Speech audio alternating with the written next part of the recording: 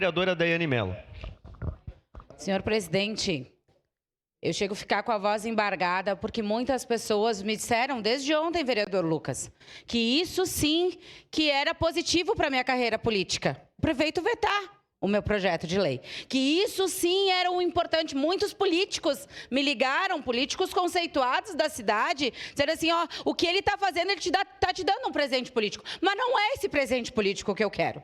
Não é isso. Eu quero que esse veto seja derrubado, porque milhares de pessoas entram em contato todos os dias, não só no meu gabinete, mas no gabinete de todos os vereadores, na Comissão de Saúde, ou ficam igual barata tonta de uma UBS para o DACRA, do DACRA para outro lugar, e assim por diante, porque não tem informação correta, porque não tem transparência. Então é por isso que hoje eu peço aos nobres colegas que façam a derrubada desse veto. Não é pela vereadora Daiane Mello, não é por causa de uma vereadora de oposição, é por causa que esse projeto nasceu da escuta ativa nos bairros, nas UBSs, quando a gente conversa com as pessoas. Ontem eu postei que o prefeito tinha vetado o nosso projeto.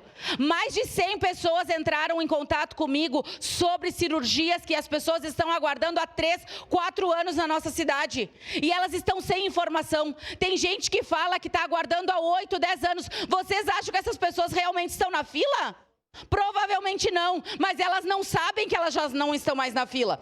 Então é isso que eu queria dizer para vocês. E eu queria terminar com as falas do então vereador dessa época, da época, né, que fez a derrubada do veto, vereador, hoje prefeito Adilódio Domênico.